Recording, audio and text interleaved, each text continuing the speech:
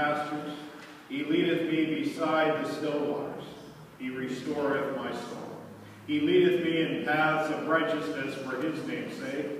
Yea, though I walk through the valley of the shadow of death, I will fear no evil, for thou art with me. Thy rod and thy staff, they comfort me. And thou preparest the table before me in the presence of mine enemies. Thou anointest my head with oil. My cup runneth over. Surely goodness and mercy shall follow me all the days of my life, and I will dwell in the house of the Lord forever. Today we gather to remember Joanne Hughes, or as we knew her in this community, Gail. She made a difference, and because she made such a difference in our lives, we come to honor her this day. As we go into this time of remembrance, we kind of have two sections because, well, Joan had kind of two lives. Her lives with her families and then her life here. So we're going to start with some letters from her family. This letter that I'm reading is from her daughter, Karen.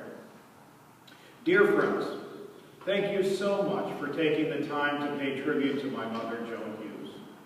Many of you knew her as Gail. Even though we have not met, I feel connected with you as I am a former resident of Willow Glen and spent approximately 30 years of my life living in the San Jose area. As stressful and upsetting as her merciless death has been, it truly has warmed my heart and has restored my faith in the goodness of mankind, that I have learned of the kindness, compassion, and benevolence that you have bestowed upon my mother. I wanted to share a bit with all of you about my mom and some of the memories I will cherish. Hopefully, through some of my memories, you will get a greater sense of who she was. My mom had two kids, starting early at age 20. 4 years after my brother was born, I came along and completed her family. My mom was a stay-at-home mom until I started school. She always made a lot of effort to make our childhood special. As we approached Christmas, I remember our Christmas traditions. We would start the season by baking Christmas cookies.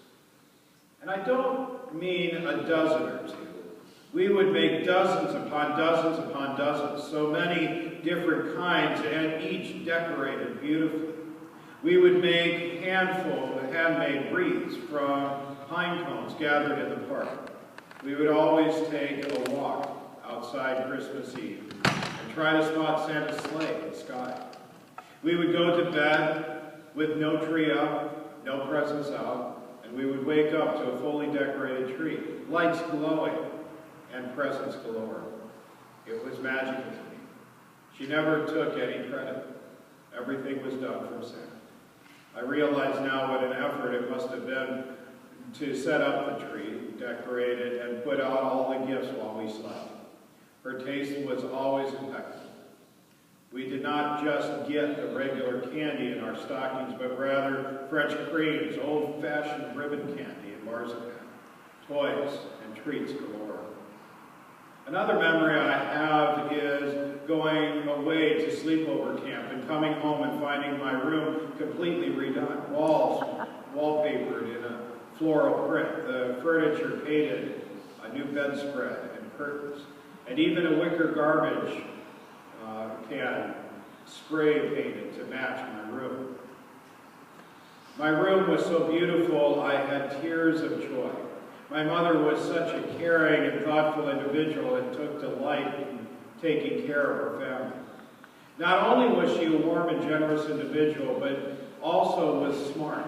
She went to nursing school when I was a young child and became an RN and graduated with honors. My mother has a big sweet tooth and used to send me to the store to buy candy bars. And she and I would snuggle in her bed while she studied her nursing homework and ate candy bars.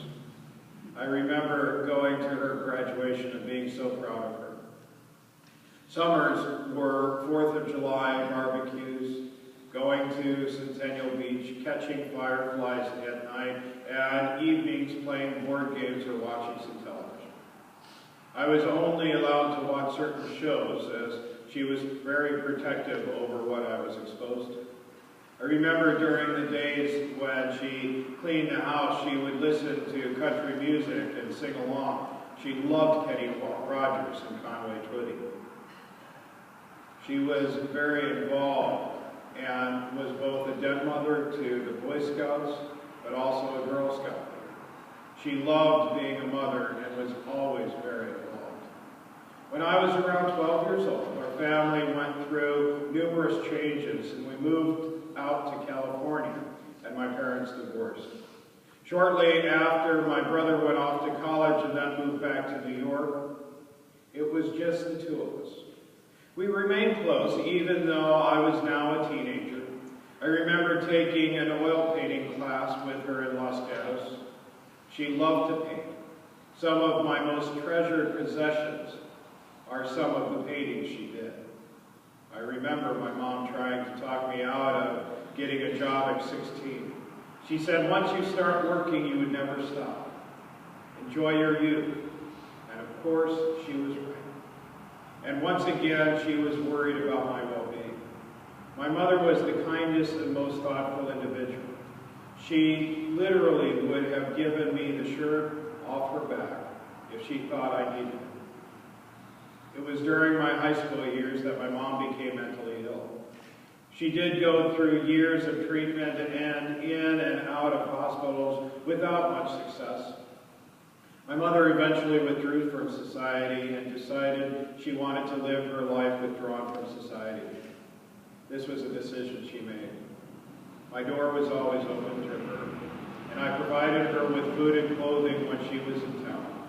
But she kept transit, so I did not always know where she was staying.